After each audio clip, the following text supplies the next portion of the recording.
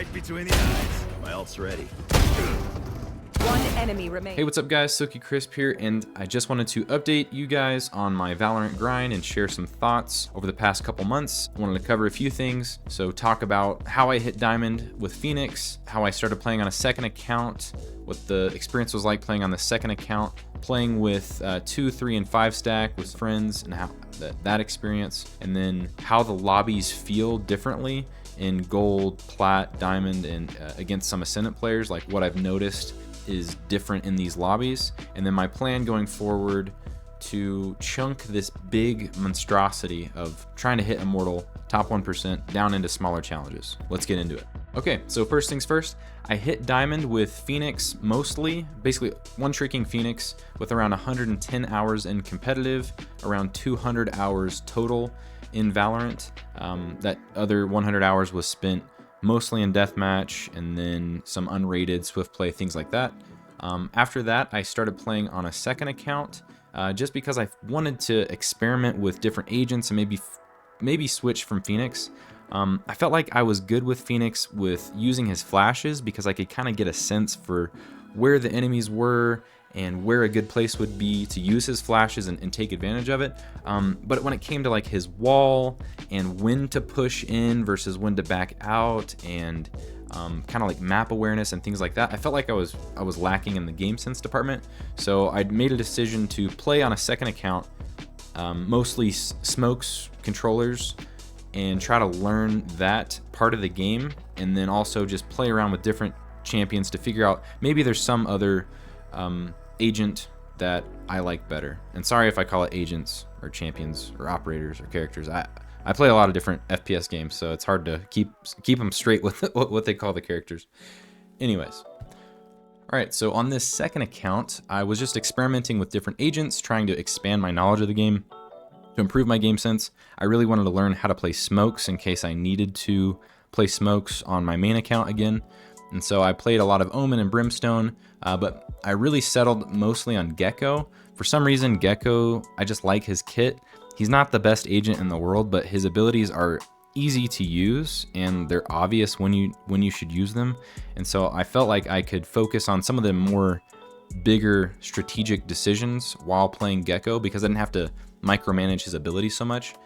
When I play as Omen, it's like I have to, placing your smokes is actually kind of difficult. Like you need to spend some time with Omen to get a feel for how to drop your smokes accurately, and if you don't drop your smoke accurately and quickly, it can cost your team the entire round.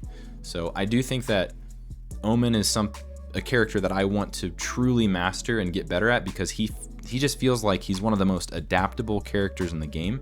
I've been watching a lot of Charlatan, who's a Valorant coach, and he recommends playing Omen because of his adaptability, and I can't agree more. He's a character that also will just improve your game sense. So one of the challenges that I want to do in the future is to learn Omen better. But I would say now I can play a very basic Omen, a very basic Brimstone for smokes. I went through every single map and I figured out what were the standard smoke locations that everyone was using. And then I've also watched some guides on smokes and watched streamers to figure out what they do. And so I feel like I can play a basic smoke character okay. Like people are not going to be looking at you like, what is that smoke? Like what the heck? But I'm still learning 100%. And on this second account, after 100 hours of competitive time, I'm about to hit Diamond again. I thought I would make quicker progress, but I actually spent a lot of time playing in some 5 stacks, 2 and 3 stacks as well, playing with other people just to see if, maybe the grind would be a lot more enjoyable playing with other people. And I gotta say 100% it is. If you're playing with people that are chill, I think playing with other friends is one of the best ways to make sure that you stick to the game long term because it's just more enjoyable. Now, if you're playing with people that are negative, people that criticize you, at some point, yeah, like if you're on a team, it helps to have a little bit of criticism to flesh out like, hey, like we need to improve and get better. But if they're dicks about it, if they're overly angry, if every time they die, they blame some factor outside their control, these are players that you probably don't want to play with. And if it if worst comes to worst, just play solo. And honestly, playing solo is probably the best way still to improve your skill level. It just can be very frustrating at times. And a lot of times you're blamed as a solo player when the people on your team are 3-stacking and duo queuing because they're in a Discord call and they're just talking crap about you while, you know, you're trying your best. And, you know, anyway. Okay, so as far as my experience climbing through gold and platinum goes, I gotta really just throw some love to anybody that's playing in gold in solo queue. It's messy, man, and there's a lot of smurfs. So gold is the most common rank in Valorant, I think, that and silver. And so a lot of people that play the game a lot and they're diamond or they're ascendant players, they want to hop on and play with their friends, and you want to play ranked because you want to feel like you're making progress with your buddies, right? So I would say probably 2/3 of my games, there's a smurf in the lobby in gold. I don't know if it's because I'm also in the lobby and I have a high KD in my stats, but I can tell who's smurfing because I have Valorant Tracker on a second monitor, and they typically have a high kill death ratio, high combat score, but they're also playing with a duo partner that has like a low kill death ratio and like a low combat score. So it's obvious that they're kind of boosting or carrying their teammate.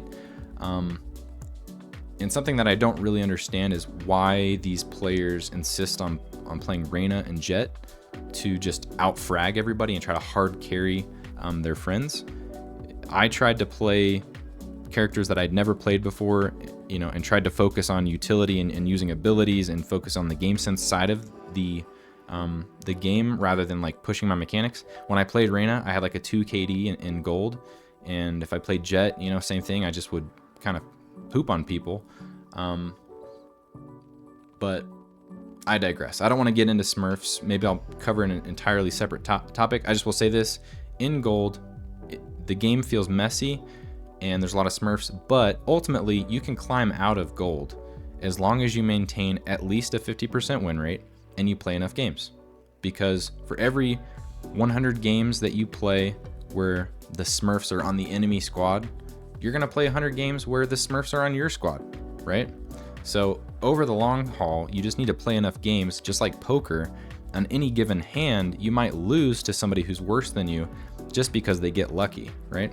But over the long haul, if you make the correct decisions enough times, you ultimately will climb because your skill level is the only difference there, right? So a lot of people get bogged down and like, oh, I lost this game because of Smurfs. It's a mindset thing. Like, you have to put in enough time to let all the variance kind of run its course and get out of there. Also, the way that the game is structured, if you just maintain a 50% win rate, no matter what rank you're in, you're gonna climb up to Immortal 3. That's just the way that Valorant is structured. So even if you just need to play a lot, like, and you're naturally going to gain rank over time. They want you to feel like you're making progress. So no matter what, you're always gonna win a little bit more than you lose. And then even, you know, you have your rank demotion. You get one free game every rank that boosts your win rate. So don't sweat it. You just gotta play a lot. And then once you're in platinum, which I have some experience with now, climbing through it almost to diamond again, the games feel actually easier. Not so much, they just feel less messy and less smurfy. So players tend to stick to the script more, the same types of high level decisions that you would expect most players to make. So you can kind of like counter the enemies a little bit better. And then you're not just having people hard carry, because there's just less smurfs because there's less characters or there's less players in platinum in general. So, you know, if they're trying to play with their friends from school, they log on, they're playing gold, silver lobbies, not usually platinum. I did play in some high diamond and ascendant lobbies. I played in a couple of games where it was like mostly ascendants, and then just me and like a couple other guys were diamond, and the game felt much, much cleaner. People were using their utility like when you would expect it, and like it was like effective. The comms were definitely better, and I know that people that are high rated are like, oh, they're still so bad. It's different, okay? Playing in high diamond ascendant lobbies versus gold is a much different experience, like 100%. It's crazy. The mechanics didn't feel actually that much differently. It seemed like you can still get kills, you're still gonna get killed just like normal, but you definitely get punished for making mistakes much more easily. So I will say that.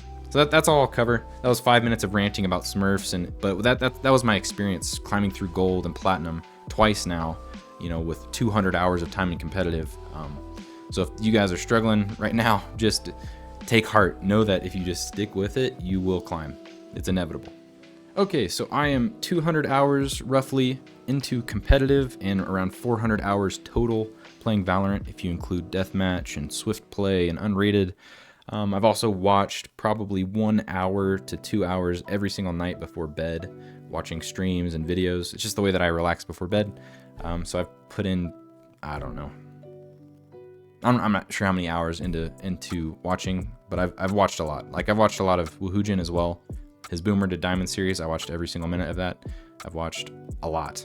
So my plan going forward is to do smaller challenges instead of this big monstrosity of 1,000 hours, Immortal top 1%. Oh, it's such a grind. We got to get there. I'm going to do smaller challenges, and they're not going to be like, let's get X rank or let's achieve Y. It's going to be more like, let's play Omen for 100 hours and see how good we can get. Let's try focusing only on communication for 1 week or 30 days and see what the results are. So anyways, that was what my experience was like climbing to Diamond almost twice on 2 different accounts, and some of the things that I noticed in the different ranks and my plan going forward. So I hope you guys enjoyed that video. Thank you for watching, and I will see you in the next episode. Peace out.